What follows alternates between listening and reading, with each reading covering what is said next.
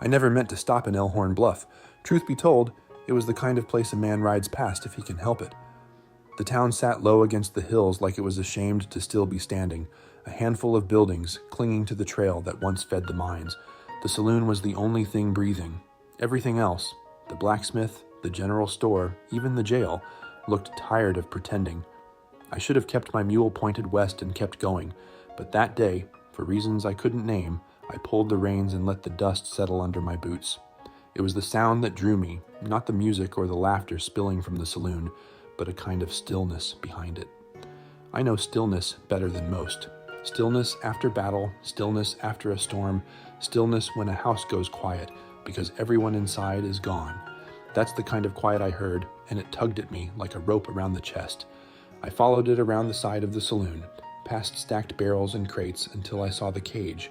Rusted iron, no higher than a man's chest, with a warped canvas nailed over it like an afterthought.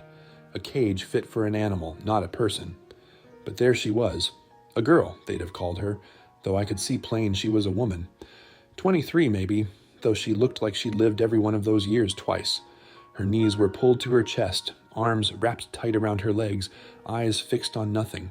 Her dress was torn, her lips cracked from thirst. Chestnut hair clung to her face in the heat, and I knew by the way she flinched at the sound of my boots that she'd been flinching a long time. I stopped there, not moving closer, just watching. She didn't look back at me right away. When she did, I saw something in her eyes that I recognized too well. It wasn't fear, not exactly. It was the hollow look of someone who's learned not to expect anything. I'd seen it in men left too long on the battlefield, staring past the living like they were already gone. For a long moment, neither of us moved. I thought about my wife, the way she smiled when she handed me coffee in the morning. I thought about my boy, the way his laugh used to echo off these same hills. Both of them gone now, taken by fever and flood, and me, left behind, carrying their absence like a weight I couldn't put down. Looking at that woman in the cage, I felt the same pull inside me that I felt the day I buried my son. That sense that if I turned away now, something in me would never stand up straight again. So I didn't turn away. I walked into the saloon.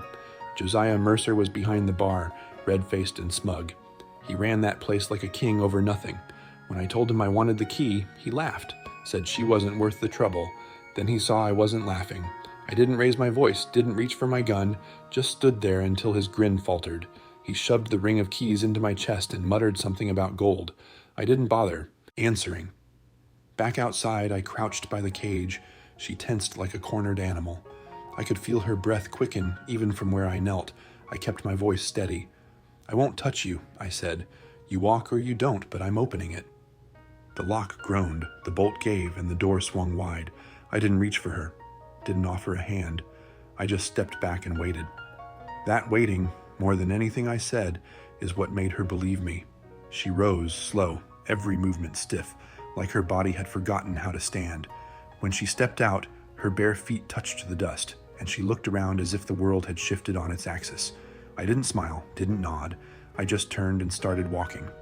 A man doesn't need to say much when the truth's already laid bare. She followed me out of town, past the broken church, past the fences falling into scrub. Nobody tried to stop us, nobody cared. That's the cruelty of places like Elhorn Bluff. They'll stare at suffering, laugh at it, drink over it, but the moment someone takes it away, they just shrug and look for the next distraction. I didn't look back to see if she was still behind me. Truth was, I didn't have to. I could feel her presence like a shadow that finally chose to step into the light. And for the first time in a long time, my heart beat steady. Not fast, not hard, just steady like it wanted to keep going. That was the day I brought Maybelle Rollins out of a cage, and maybe, without knowing it yet, it was the day I started finding a way out of my own. So if you've listened this far, I'd ask you something simple. If this story means something to you, if you've ever felt the weight of silence or the pull to stop for someone the world walked past, then leave a comment. Tell me what part stays with you. Like the video, if you believe there's still worth in choosing each other, even when the world says it ain't worth the trouble. And subscribe to the channel, because there's more of this story to tell, and I'd be honored to walk you through every mile of it. I've always believed a man can measure his worth by the choices he leaves in another's hands, not by the ground he owns, not by the iron at his hip, but by whether he forces his will or lets someone walk free.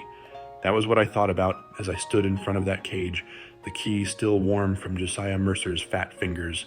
The lock had given way with a groan. The door swung wide with the sound of rust tearing against itself, and for the first time in weeks, maybe months, that woman had space in front of her instead of iron bars, but she didn't move. I didn't blame her. I'd seen men sit in tents after a war, the flap wide open, and still they wouldn't walk out. Not because the path was blocked, but because the part of them that believed in walking had been broken. I could feel her eyes on me, sharp but uncertain, like she was waiting for the trick. Every man before me had demanded something. A glance, a touch, her silence, her obedience. Why should I be any different? My chest felt tight, the kind of tight that comes from carrying too many ghosts in your ribs. I wanted to tell her I wasn't like them, but words don't carry much weight unless they're backed by silence.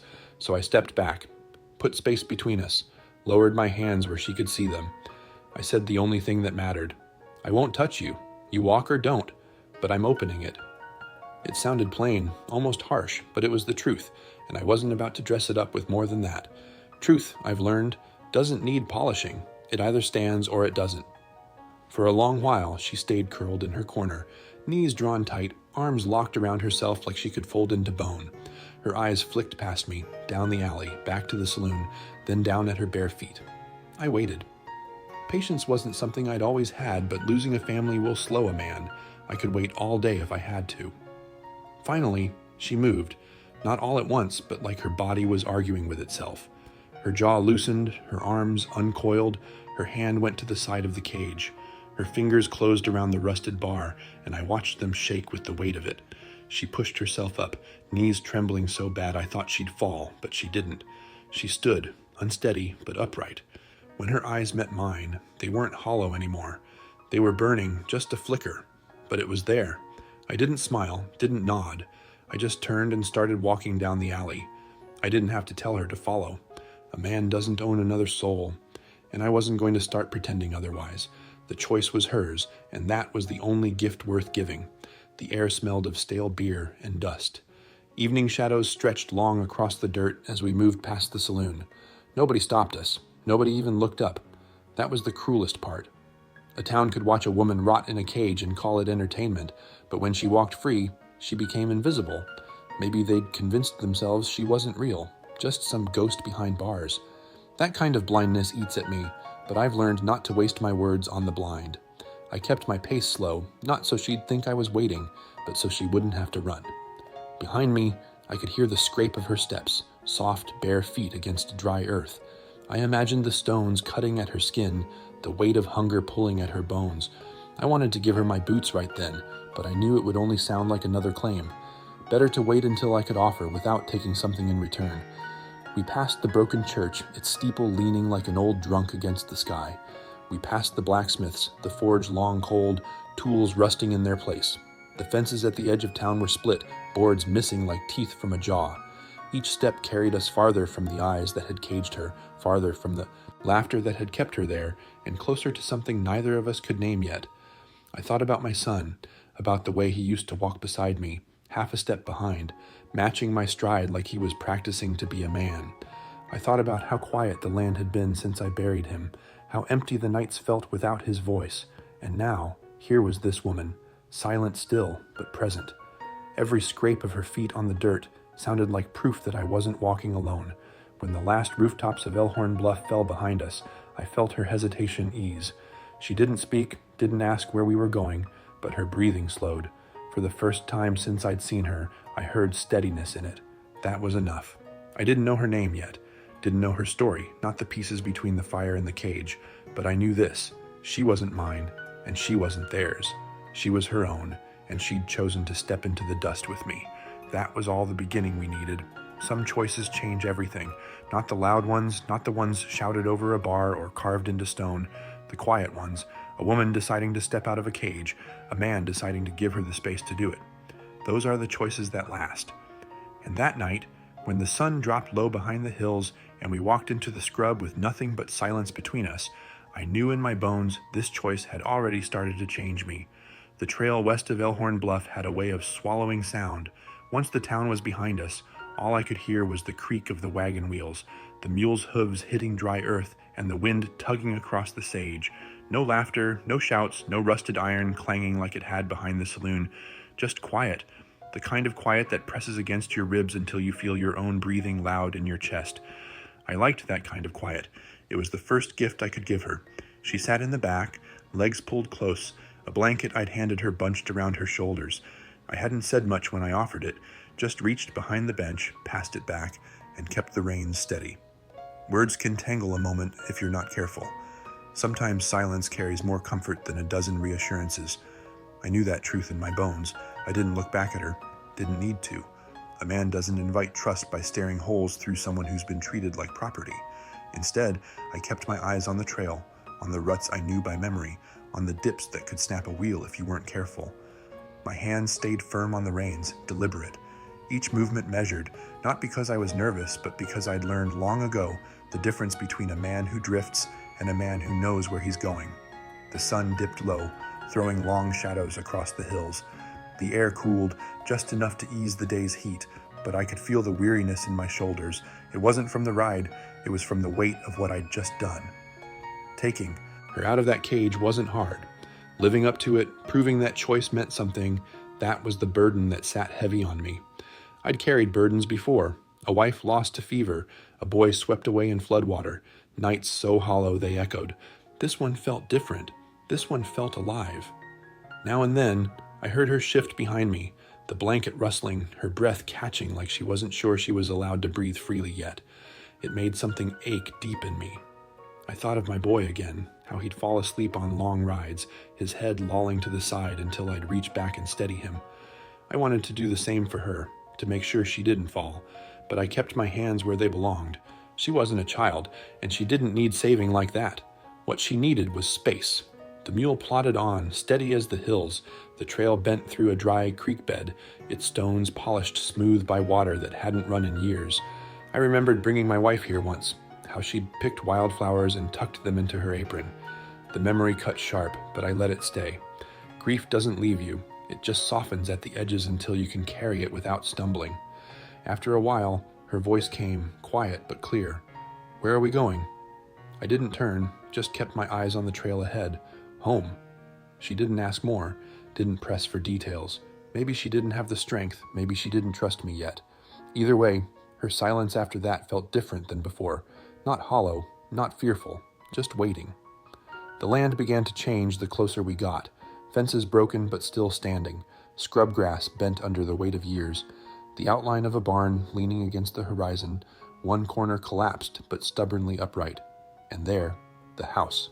One story, whitewash peeling, tin roof bent at the edge, but solid. My place. The place I hadn't called home since the laughter had gone out of it. When it came into view, I felt her eyes on it. On the barn, the clothesline, the empty corral. I wondered what she saw. Did she see another cage, another man's land where she'd be expected to bend and break? Or did she see what I hoped she would, that this wasn't a place for chains, but a place that had been waiting for life to return? I pulled the wagon to a stop near the barn, climbed down without a word. My boots hit the dirt, solid and sure. I didn't help her down, didn't offer my hand, not because I didn't want to, but because I knew what offering would feel like to someone who'd been owned. Instead, I walked to the front door and pushed it open. The hinges groaned, the wood sagged, but it held. I stepped aside and held it there, an invitation, nothing more. She came slowly, blanket still clutched, bare feet silent on the dirt. When she crossed that threshold, I saw her eyes move across the room, the hearth, the cot, the table worn thin from years of use. I pointed to the bed by the fire. "That one's yours." Her gaze flicked to me, wary, searching for the trick, the price. I gave her nothing but the truth.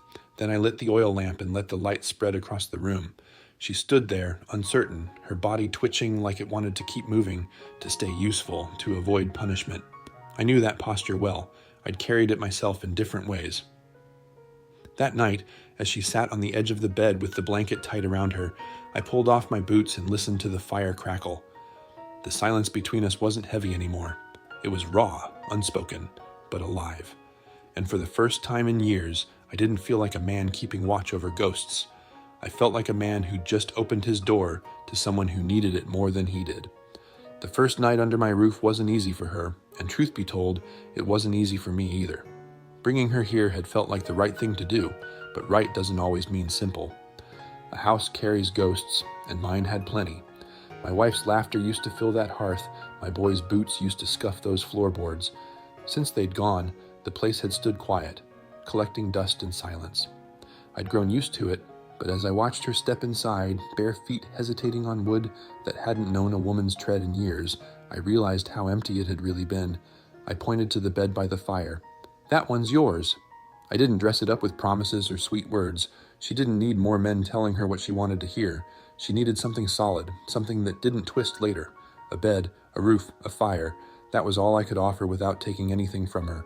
She stood there a long time, the blanket I'd given her clutched tight, her eyes darting around the room like she expected chains to fall from the ceiling. My gut twisted seeing that. I remembered the first weeks after my wife died, how every corner of the house looked like a trap waiting to spring.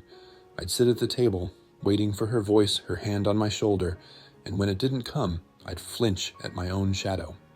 That's what Maybelle looked like now, a woman braced for hurt even when there was none. I moved slow, lit the oil lamp on the shelf by the hearth. The light stretched across the walls, turning dust into gold. She flinched at the sudden glow, then calmed when she saw it was only a flame. I sat at the table, pulled out a tin, and broke off a hard biscuit. Laid one on the wood for her, poured 2 cups of coffee. It wasn't much. Truth was, the pantry was half empty, like it always was this time of year. But I wasn't about to eat in front of her and leave her to watch. I motioned with my hand, quiet, steady. She didn't move at first, just stared at the cup, then at me, like waiting for the trick. When nothing came, she stepped forward and sat at the far edge of the table. Her hands shook when she picked up the coffee, but the moment she held it close, I saw her shoulders drop just a little. Warmth can do that, remind a body it's still alive. We ate in silence. I chewed slow, sipped my cup, let her see that I wasn't looking at her torn dress, wasn't measuring her bruises, wasn't waiting for her to perform. My eyes stayed low, fixed on the tin, on the fire's glow. When she glanced up at me, I caught it just once and gave her a nod. Not a smile, not a smirk, just a nod to say, "Go ahead, you're safe here." After a while, I stood and pointed to the back door. "Outhouse is out back." My voice came low, rough, from disuse. She blinked at me, surprised I'd spoken, but then she nodded and slipped outside. I heard her steps on the dirt, soft and careful, then the creak of the outhouse door. I stayed inside, giving her space. A woman needs to know she can walk out a door without a man trailing her. When she came back, the moon was high, the land quiet, except for the wind. She paused at the threshold, staring at the boots I'd set by the fire. Women's boots, too big to be new, but whole, warm. They'd been my wife's once, tucked away for years, gathering dust. I'd pulled them out that evening, set them where she'd see them. Not as a gift, not as a claim, but as a reminder. She wasn't expected to walk this ground barefoot. She stared at them a long time. Her fingers tightened on the blanket. She didn't touch them, not yet, just stood there, trembling in the firelight. I didn't say a word. Words would have spoiled it. She needed to decide for herself if she could accept them. I left the door cracked when I went to my own cot. Not all the way open, not all the way shut. Just enough that she'd know I wasn't locking her in, but I wasn't closing her out either. She sat on the bed for a long time after that. I could feel her presence in the room, restless, uncertain, but alive. When I finally lay back, staring at the ceiling beams, I thought about what it meant to bring someone broken into a broken home. Maybe the pieces wouldn't fit. Maybe it would make the silence heavier. Or maybe, just maybe, 2 broken lives could find a way to lean on each other without toppling over. I didn't sleep much that night. Instead, I sat out on the porch with my rifle across my lap, the moon laying silver across the hills. Not because I expected anyone to come after us, but because I'd made a choice. I'd taken a woman out of a cage, and I wasn't about to let her be dragged back. The coyotes called far off, the wind tugged at my coat, and I thought about the sound of her breathing on the other side of the wall. It was steady, not fearful, not shallow. Steady. That was enough for me. By morning, I knew this house wasn't mine alone anymore. The hearth had a new rhythm. The dust had shifted. The air held more than grief. And though she hadn't spoken a word, though she hadn't slipped into the boots or laid down her blanket, I could feel it. She'd chosen to stay, at least for the night. Sometimes, one night is all a man needs to start believing again. The days after she first stepped into my house carried a different kind of weight. Not heavy, not the way grief drags a man down, but more like a shift you feel in your bones when the seasons change. Nothing looks different at first, but the air smells new, and you know the ground won't stay the same. That's how it was with her here. She didn't speak, not much anyway. Sometimes a sound, a sharp breath, the scrape of a chair, the soft rustle of her dress when she moved, but no real words. And I didn't press her. Silence was something I understood better than most. My wife used to say I carried too much of it, that I held things in until they near split me. Maybe she was right. But silence doesn't scare me, not anymore. I'd lived in it for years since the fever took her and the river took my boy.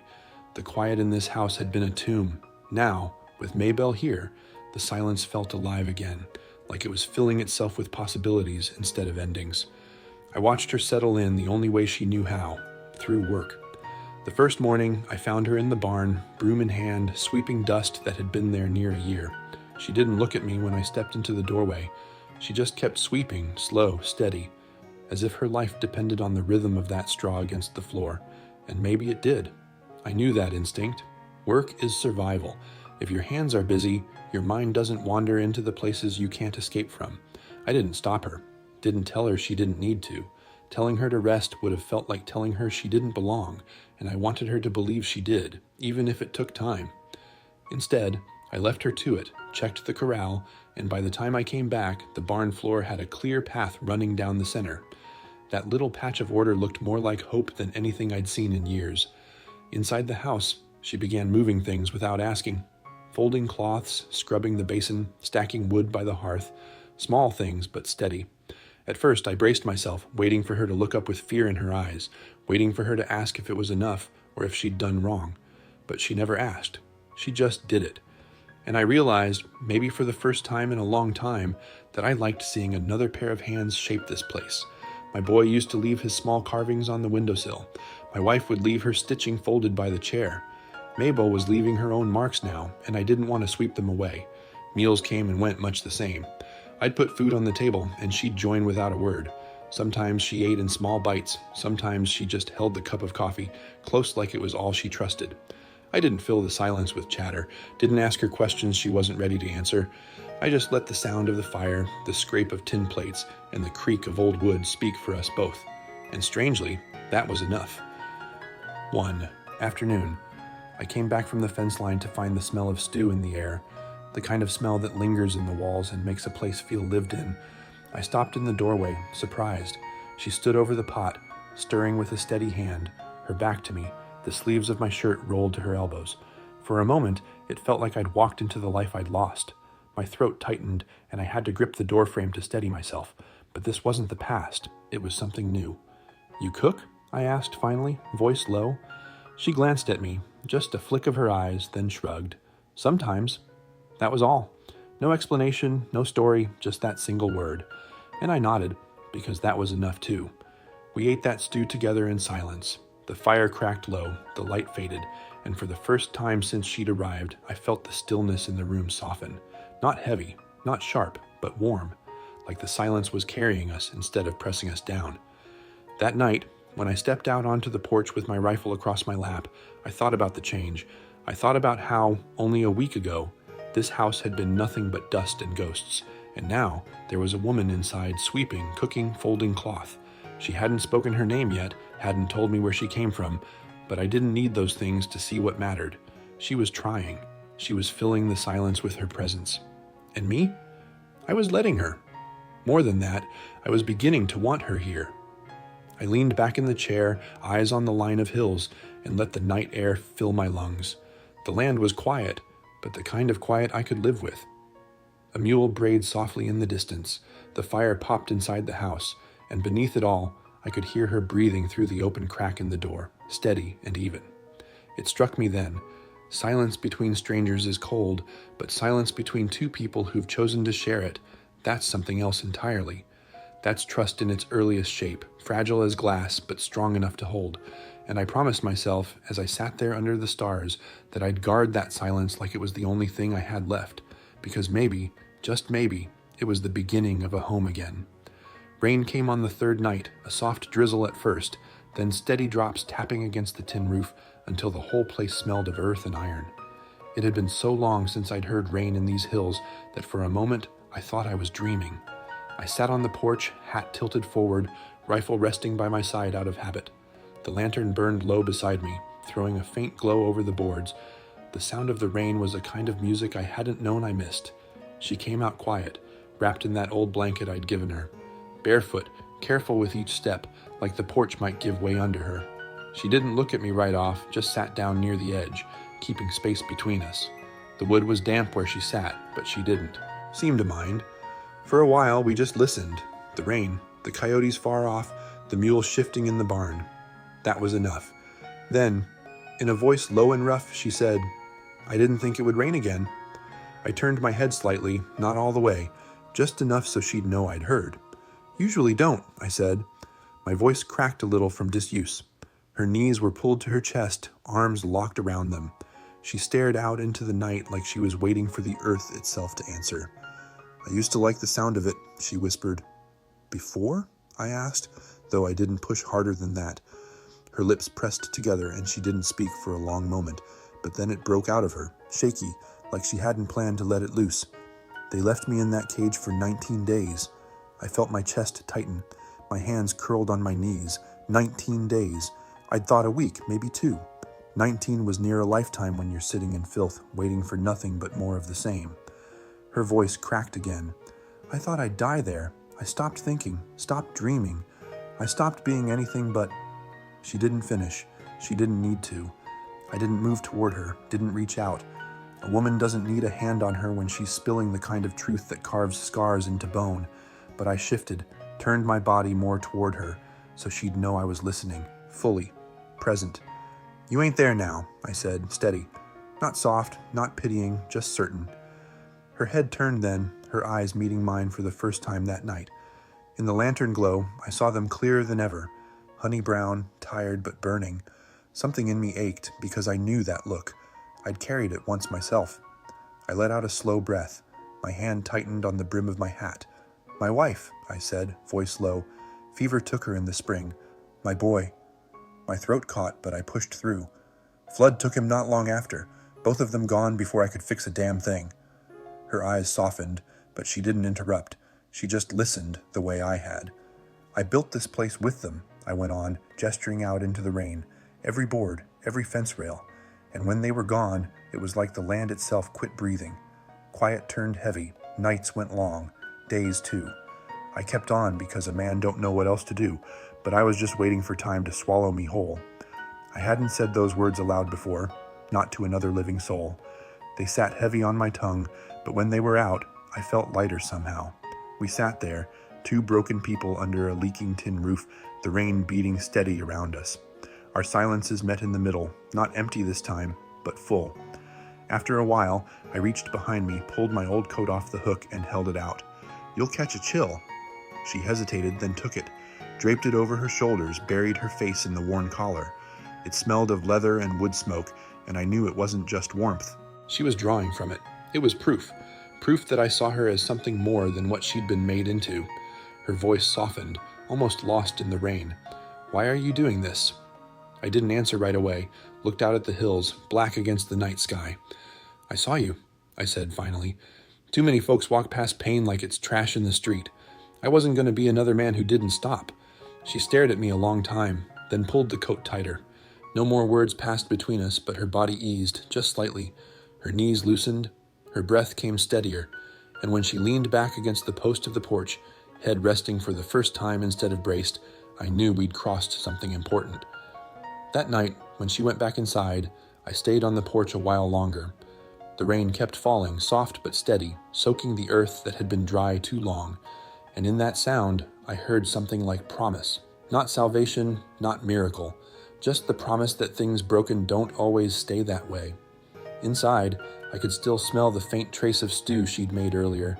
The fire had gone low, but its warmth lingered, and I thought about the way her eyes had looked in the lantern glow when she told me 19 days. Tired, yes, but alive. And I promised myself I'd never let her sit behind iron again, because she wasn't the only one who needed saving. The first time she reached for me, it wasn't with words or some sudden gesture. It was with her hands steady and sure, cleaning blood off my knuckle.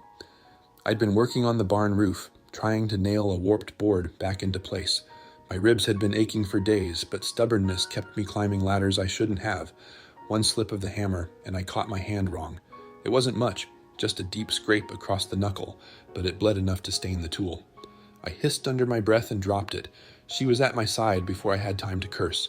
"Sit," she said, quiet but firm, and for a second I almost told her I was fine, but there was something in her eyes that brooked no argument, so I sat down on a crate while she fetched water from the basin. Her fingers were smaller than mine, but steady. She dipped a rag, wrung it out, and pressed it to my skin with a kind of care I hadn't felt in years. My first instinct was to pull back. Men like me don't lean on anyone. But then I saw the focus in her face, the way her lips pressed tight as she worked. She wasn't just cleaning a scrape. She was reclaiming something of herself by tending to another. I let her. "You don't have to," I murmured. "I know," she said without looking up. Her voice had that edge of certainty, and for a moment I felt my throat tighten. My wife used to say the same thing when she doctored me after long rides or rough work. The words carried memory, and I wasn't sure if they hurt or healed, maybe both. When she finished, she tore a strip of cloth from an old curtain she'd pulled down the day before, wrapped it around my knuckle careful, tied it snug, then looked up at me for the first time. Her eyes held mine steady. "Stop favoring your ribs when you lift," she said. "I see it." I blinked at her, caught off guard. My jaw tightened. "You've been watching." She shrugged, almost shy, but not backing down. A man doesn't hide pain by grunting. I wanted to argue, but I didn't. Instead, I looked away, down at her hands tying that last knot. I hadn't realized until then how much I'd missed being seen, not just looked at, but seen for what I carried. It rattled something loose in me. Later that week, it was me who found her bent low over the fire, coughing into her sleeve. She'd pushed herself too hard, hauling buckets from the pump, scrubbing the floors, cooking stew that simmered all afternoon. When she swayed, I was at her side in a heartbeat. "Enough," I said, pulling the bucket from her hand. She shook her head, stubborn. "I can do it." "I know you can," I said, softer, "but you don't have to all at once." Her breath came ragged, chest hitching under the too large shirt she wore. For a second, I saw the cage again in her posture, the way her body braced like work was the only thing standing between her and punishment. My gut twisted. I set the bucket down, touched her elbow, gentle but steady. "Rest." "Just a while." She studied me a long time, like she was searching for the hidden price. When she found none, she let out a breath and sat down on the stool. I ladled some broth into a cup and set it in her hands. She sipped slow, and I could almost see the fight draining from her shoulders. It struck me then that care moves both ways, like a current. She cleaned my wounds, I steadied her steps.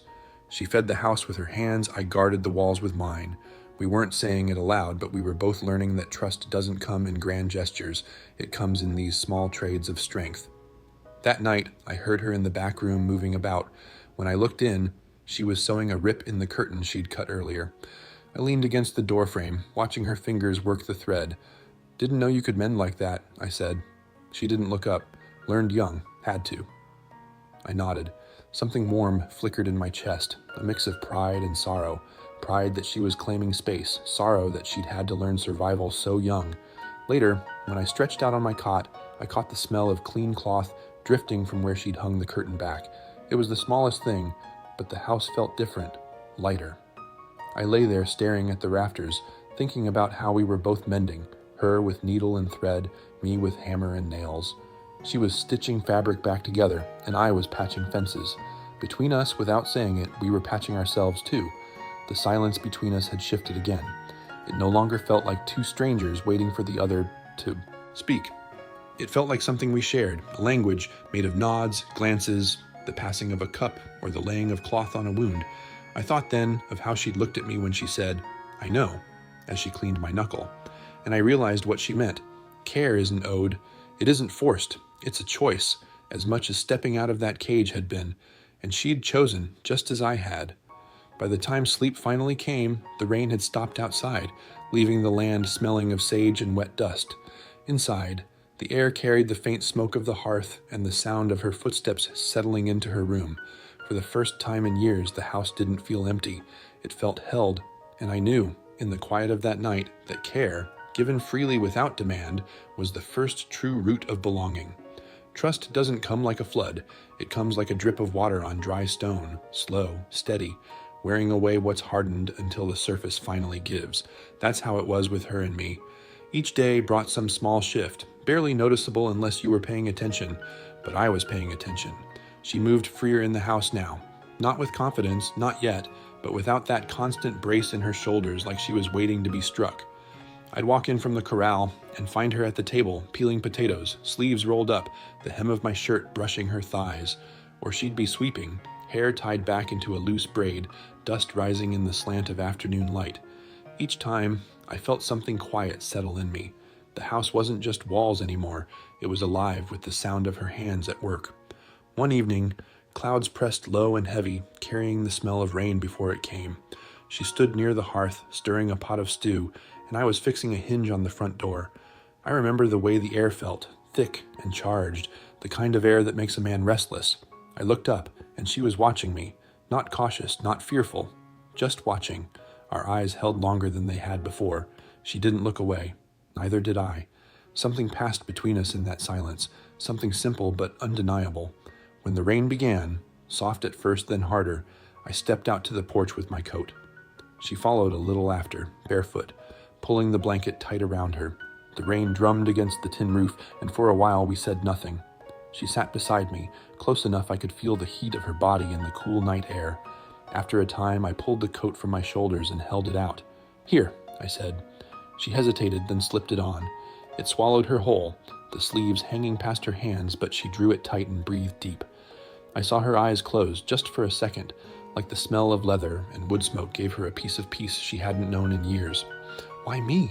she asked suddenly, voice low but steady. I kept my eyes on the rain-slick hills. "Because I saw you. Too many men walk past pain like it's a pile of trash. Pretend it ain't there. I couldn't do it again." Her head turned. "Most people don't stop for girls like me." I met her gaze then. "You ain't a girl anymore, and you ain't broken." Her lips parted, but no words came. Instead, she leaned her head against my shoulder. My whole body went still. It had been years since anyone had leaned on me like that, years since I'd felt the weight of another soul trusting me with even that small closeness. I didn't move, didn't breathe too deep, just let her rest there. Not because I wanted something, not because she owed me, but because it felt like a gift.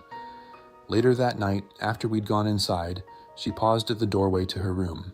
Her hand lingered on the frame, and she looked back at me by the hearth. Her voice was quiet but clear. "You don't have to come with me," she said. I set my mug down slow. "I know," I said, steady. Then I rose, crossed the floor, and stopped just short of her. "But I want to." Her eyes searched mine, wary still but softening, and then she stepped back to let me in. The room was dim, lit only by the low glow of the fire through the open door. She sat on the edge of the bed, fingers knotted in the blanket. I stood there a moment, feeling the weight of what it meant, then eased down beside her. We didn't rush, we didn't grab. Our foreheads touched first, the warmth of her breath brushing mine, and then our lips met. It wasn't fire, it wasn't hunger, it was steady, like a heartbeat, like the earth beneath our boots. The kind of kiss that says, "I'm here, I'll stay." When we pulled back, neither of us spoke. We didn't need to. That night, when I lay beside her, her head resting against my chest, I felt the weight in my ribs ease for the first time in years. Her breathing was slow even, and with every rise and fall of her chest against mine, I thought of how trust had crept in like rain soaking dry ground, quiet, patient, but certain. By morning, the storm had passed, the hills steamed in the sun, the air clean, washed.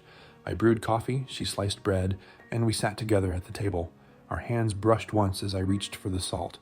This time, neither of us pulled away. It wasn't spoken, not yet, but I knew. What had begun as silence, as caution, had turned into something stronger. We were no longer just two broken lives crossing paths. We were becoming something shared. And in that knowledge, I found the first true piece of peace I'd known since the day the river took my boy. Morning broke quiet, golden light spilling across the hills, and for the first time in a long time, I felt like peace might last. She was at the table with me, hair pulled back, wearing one of my shirts, sleeves rolled to her elbows. Her eyes were clearer now, her shoulders straighter. I thought to myself that if the rest of the world stayed away, we might just be all right, but the world has a way of knocking when you least want it. I heard the sound of hooves. First, slow, steady, more than one set. My body went still, the way it always had before trouble came. I pushed my mug aside, stood, and stepped onto the porch. The dust hadn't settled yet when the wagon pulled up 20 yards out. 2 men rode behind it, and there in the seat, in that damn red vest with a greasy watch chain swinging across his gut, was Josiah Mercer. He climbed down, his grin oily, his eyes sliding past me to the doorway where Maybelle had come to stand. I felt her breath catch behind me. Without thinking, I shifted so I was between them. "Well now," Josiah said, his voice syrupy with false charm. "Ain't this something? Thought I'd come by and collect what's mine." My hand brushed the edge of my coat, but I didn't draw. "What you sold ain't yours no more," I said, calm but firm. Josiah laughed, spreading his arms wide like the desert itself belonged to him. "Sold? Hell, I just leased her out. Temporary arrangement. Ain't nothing legal in that trade, friend. She don't got no papers, no kin. You think keeping her here makes her yours?" I took 1 step forward, squaring myself between him and the house. My voice came low, steady. "I'm not keeping her. She stays because she wants to." The grin on his face faltered. He glanced at the men behind him. One was just a ranch hand, young, shifting uneasy in his saddle. The other carried himself like a hired gun, hand resting on his belt, fingers twitching near the pistol grip. My chest tightened, but I didn't move. "You don't show nerves in moments like these. You stand." Josiah sneered. "Come now, Cain. You know better than this. Women like her, they always come crawling back. Ain't worth the trouble." Before I could answer, I felt her step up behind me. Her presence pressed warm against my back. Then she moved forward just enough to stand beside me. My jaw clenched. I wanted to pull her back, to shield her, but I didn't. This was her moment as much as mine. Her voice rang out clear, stronger than I'd ever heard it. "I'm not yours." Josiah blinked at her, startled. He looked her up and down, hair pulled back, my shirt on her frame, her stance steady. She wasn't the girl in the cage anymore, and it showed. "She's me," she said, loud enough to carry. "Not property, not your showpiece. Me." Something burned hot in my chest, pride mixed with fury. I set my jaw and let my hand rest plain on the butt of my pistol. Not drawn, but close enough the message was clear. "She's free," I said. "Not yours, not mine, hers." The ranch hand shifted again, eyes darting from Josiah to me to Maybelle. He looked like a boy who'd signed up for a job he no longer wanted. The hired gun's hand twitched, but he didn't draw. He was measuring me, weighing whether my quiet meant fear or resolve. I made sure my stance told him it was the latter. Josiah muttered under his breath, his grin twisting into a scowl. "Ain't worth it anyway," he spat. "She'll come crawling back in a week. They always do." I didn't answer. Neither did Maybelle. We just watched as he hauled himself back onto the wagon seat. He jerked the reins, the horses turned, and the 2 men followed. The hired gun spat in the dirt before riding off. Then the dust rose up, swallowing them into the distance. For a long moment, the only sound was the wind scraping over the scrub. My hand loosened from my pistol. My shoulders dropped, the weight of it leaving me slow. I turned to her then. Her body was trembling, but her eyes, those eyes were steady. "You all right?" I asked. She nodded, though her breath still came quick. She looked at me, really looked, and something passed between us that didn't need words. She knew I'd stood for her, and I knew she'd stood for herself. That mattered more than anything. She reached for my hand. "I'm not leaving," she said, firm, no tremor in her voice. My throat tightened. My fingers closed around hers, rough against her small grip. "I know," I said, and I meant it. Later that day, we worked side by side, patching fence boards and hauling water. The sun beat down, but the weight I carried felt lighter. At one point, a half-wild chicken came wandering out from the brush, flapping and squawking until it nearly tripped us both. We laughed, real laughter, quick and surprised. It had been so long since I'd heard that sound in my own throat that I almost didn't recognize it, but it was good. It was alive. That night, as we sat by the fire, her sewing in her lap, my hand resting on her knee, I thought about how close we'd come to losing everything we'd begun, and how, instead of breaking us, it had made us stronger. The cage was gone. Josiah was gone. And what remained was choice. Hers, mine, ours. And in the quiet of that room, with the fire crackling low and the stars hidden behind dark hills, I knew we'd face whatever came next side by side, not because either of us was owed, but because both of us had chosen. The dust hadn't even settled from Josiah's wagon when I knew something in me had shifted for good. For years, I'd been a man who lived alone because I thought that was all I had left. My wife gone, my boy gone, the walls of this house turned into nothing but wood and ghosts. I'd convinced myself I was finished, but that morning, with Maybelle standing tall beside me, facing down the man who once caged her, I saw something I hadn't dared to see in years, a future. Not the kind you plan, not the kind you chase, just the kind that happens when two broken souls stop running from themselves and start walking side by side. The rest of that day felt different. The chores weren't just chores anymore. Hauling water, mending fences, stacking wood, they all carried a lighter weight because she was there. Not because she was working, but because we were working together. I'd hand her a board, she'd steady it while I drove the nail. She'd ladle stew into a bowl, I'd reach across and set the bread beside it. Small things, but each one said the same truth. We'd chosen to share this life. As the sun fell, painting the sky in purples and gold, I sat on the porch and watched her braid her hair by the doorway. My coat hung over her shoulders, too big but fitting her all the same. She looked up once and caught me staring, and instead of looking away, she smiled. Small, cautious, but real. That smile did something to me. It told me that what had begun with silence and fear had turned into something stronger. That night, by the fire, she leaned close and whispered, "I never thought I'd stay anywhere again." I turned to her, my voice rough but steady. "Then let this be the place." Her hand found mine, her fingers warm against my calloused palm. And in that moment, I realized something simple but powerful. Belonging isn't given, it's chosen. And we had chosen. I've learned a few lessons through all of this. First, that silence can heal as much as words. Sometimes the best thing a man can do is stand still and let another person breathe in peace. Second, that care doesn't have to be grand or loud. It lives in the small acts. A coat laid over shoulders, a boot left by the fire, a steady hand on a broken board. Those are the things that stitch lives back together. And third, that freedom isn't just walking out of a cage, it's finding someone who sees you as your own person and standing tall enough to claim it. I'd spent years believing my story had already ended, that I was nothing more than a man waiting out the rest of his days. But Maybelle showed me that even the most barren ground can bloom again if you give it time, patience, and care. She thought I'd saved her the day I opened that cage, but truth is, she saved me too. She reminded me that life isn't over until you decide it is, that home isn't just a place, it's a choice you make every morning to stay, to keep going, to share what you have. When I sit on the porch now, rifle across my lap, I don't just see hills and scrub. I see her by the barn, hair catching the wind, sleeves rolled as she tends to the pump. I hear her laughter when a chicken struts through the yard like it owns the place. I feel the warmth of her hand when the night falls cold. Those are the things that tell me I'm alive, truly alive, and not just breathing.